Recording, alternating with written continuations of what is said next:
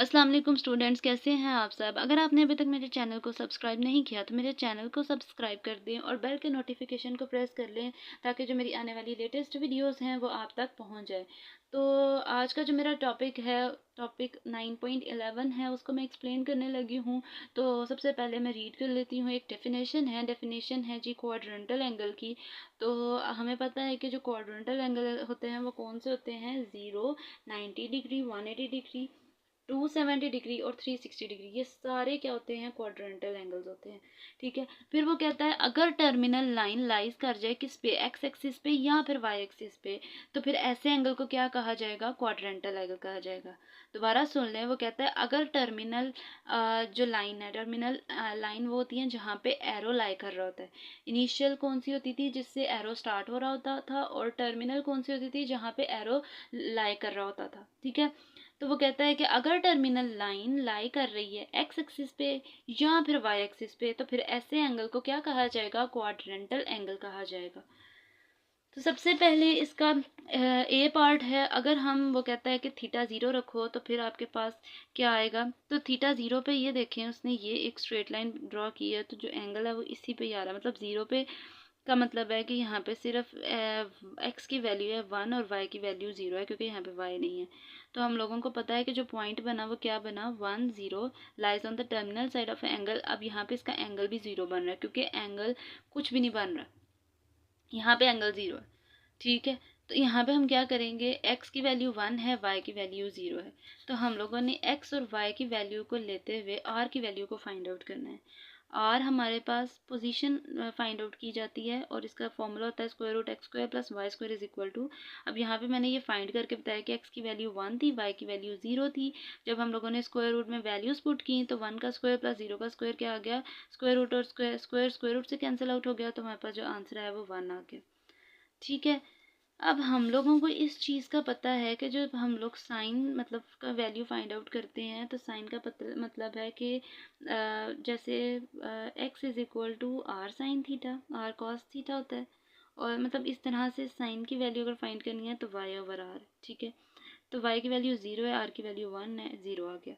Similarly cos की value अगर find करनी है तो x ओवर r आ जाएगा। ये कैसे हमें पता चला कि अच्छा, हम लोगों के ना कुछ फॉर्मूलाज होते हैं। जैसे अगर x जो है ये किस में है, x is equal to formula होता है r cos r sin theta, ये y होता है।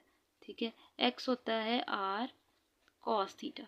ठीक है जी, ये फॉर्मूला होता है फर्स्ट चैप्टर में, इंटर की ये जो क्लास 11 की फर्स्ट चैप्टर है उसमें ये लिखा हुआ है। X y is equal to are sine theta और x is equal to r cos theta. अगर कॉस थीटा इधर ही रहे और एक्स आर दूसरी तरफ जाकर डिवाइड हो जाए, यही है ना, थीटा की जगह 0 लगा दिया, बस ये है। यहाँ से ये फॉर्मूला लिया गया है। और सिमिलरली अगर हम लोगों ने आर का फॉर्मूला फाइंड आउट करना है तो इन दोनों वैल्यूज़ को स्क्वायर लो, x square is equal to r square sine square theta, y square is equal to r square sine square theta, x square is equal to r square cos square theta. तो जब इन दोनों को add करोगे तो r square is equal to x square plus Y square हो जाएगा, क्योंकि sine square theta plus cos square theta 1 हो जाता है। ये चैप्टर 1 में आपका चीज़ें हैं। मैं पूरी कोशिश होगी कि चैप्टर 1 के भी क्वेश्चंस को सॉल्व किया जाए, उसको भी एक्सप्लेन किया जाए और वीडियोस ज़्यादा से ज़्यादा बनाई जाएँ। तो आपका पॉजिटिव रिस्पांस मेरे लिए काफ़ी मतलब हेल्पफुल रहेगा और मुझे मज़ीद आपकी सपोर्ट की ज़रूरत है, ताकि जो मैं अपना नॉलेज है वो आपके साथ शेयर कर सकूं। और स्टूडेंट को मुझे लगता है कि प्रॉब्लम्स होती हैं, जो बेसिक छोटे छोटे पॉइंट्स होते हैं वो अक्सर सम टाइम्स नहीं आपको समझ आ रहे होते हैं। तो मेरी पूरी कोशिश होती है कि जो छोटे से छोटा पॉइंट है वो भी क्लियर किया जाए, और अगर कोई चीज़ स्किप हो जाती है तो उसके लिए सॉरी। लेकिन यह है कि मेरी पूरी कोशिश होती है कि मैं एक एक पॉइंट को एक्सप्लेन कर लूँ स्टूडेंट्स के लिए, ताकि आप लोगों के लिए हेल्पफुल रहे। तो साइन थीटा की वैल्यू जब इसका इन्वर्स लोगे तो 1 ओवर 0 हो जाएगा। तो हमें पता है कि 1 ओवर 0 का मतलब है कि यहाँ पे आंसर अनडिफाइंड हो जाता है। अनडिफाइंड का मतलब है अगर आप कैलकुलेटर पे 1 ओवर 0 करते हो तो वो मैथ एरर आ जाता है। इसका मतलब क्या है कि इन्फिनिटी है, हमें नहीं पता इसका आंसर क्या है। इन्फिनिटी का मतलब होता है हमें नहीं पता, अनडिफाइंड हो जाती है चीज़। सिमिलरली कॉज वाली वैल्यूज़ भी एक्स ओवर आ रही है, फॉर्मूलाज लगाए और इसका इन्वर्स लोगे तो 1 का इन्वर्स तो 1 नहीं आता है। नेक्स्ट हमारे पास जो tan है, tan कैसे फाइंड आउट होता है, अगर हम लोग tan कैसे फाइंड आउट करते थे, sine theta divided by cos theta. Sine theta की वैल्यू क्या थी हमारे पास, y ओवर आर, और कॉस थीटा की वैल्यू क्या थी, x ओवर आर। आर से कैंसिल आउट हो जाता है, y ओवर x हो जाता है, तो 0 ओवर 1 0 हो जाएगा, और 1 ओवर 0 जब हम कॉट लेंगे तो वो अनडिफाइंड हो जाएगा।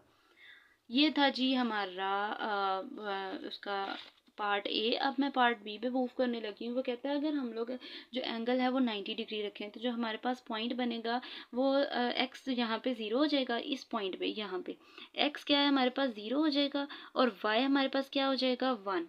ठीक है, ऐसी सिचुएशन में हमारे पास जो पॉइंट बना वो 0 1 का बना, और वो कहता है कि जो ये लाई किस पे कर रहा है, टर्मिनल साइड जो एंगल है वो 90 डिग्री है। अब x की वैल्यू 0 है और y की वैल्यू क्या रखती है हम लोगों ने 1, तो वही फॉर्मूला हम लोगों ने लगाना है और वैल्यूज पुट करनी है, तो r की वैल्यू फिर क्या आ गया 1 ही आ गई। तो हम लोगों ने सेम वही फार्मूलाज लगाने हैं। साइन थीटा की जगह क्या आ जाता है y over r, cos theta की जगह x ओवर आर, और टेन थीटा की जगह क्या आ जाता है y ओवर x।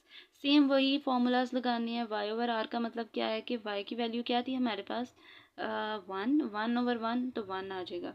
इसका इन्वर्स ले लो तो 1 ही आ जाएगा। कॉस की वैल्यू 0 ओवर 1 है तो ये 0 ही आ जाएगा। सेकेंड की वैल्यू क्या है, अगर 0 है ऊपर तो 1 ओवर 0 करोगे तो वो इन्फिनिटी हो जाता है। सिमिलरली अगर tan थीटा की वैल्यू फाइंड आउट करनी है तो 1 ओवर 0 ये अनडिफाइंड हो जाता है।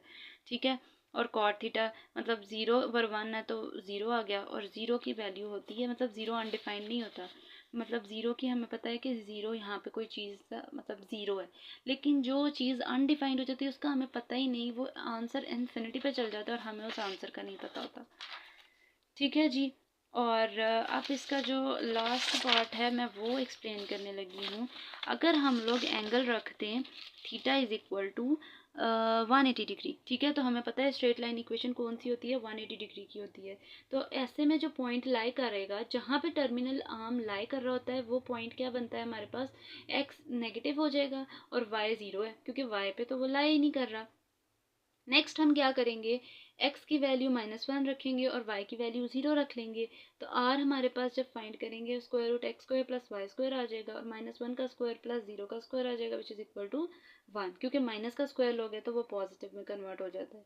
ठीक है जी, लास्ट पे क्या करोगे, सेम उसी पैटर्न पे फॉलो करोगे। अगर आपने मतलब मेरी फर्स्ट जो पार्ट है वो समझे, मुझे लगता है कि मैं इसको चलो थोड़ा सा एक्सप्लेन कर देती हूँ। साइन 180 डिग्री रखोगे, सेम वही फार्मूलाज हैं, वैल्यूज़ आ जाएंगी, और इसका इन्वर्स ले लोगे तो 0 का इन्वर्स अनडिफाइंड हो जाता है। कॉस की वैल्यू भी रखोगे तो -1 आ जाएगा, और सेकेंड -1 आ जाएगा, मतलब -1 का इन्वर्स -1 ही आता है। नेक्स्ट क्या हो जाएगा हमारे पास, अगर tan थीटा की वैल्यू फाइंड आउट करनी है तो वो 0 है, और अगर इसका इन्वर्स लोगे तो वो भी आंसर क्या हो जाएगा, अनडिफाइंड हो जाएगा। ये दीजिए आज की मेरी वीडियो। होपफुली आपको मेरी वीडियो अच्छी लगी होगी। अगर आपको मेरी वीडियो अच्छी लगे तो वीडियो को लाइक कर दें और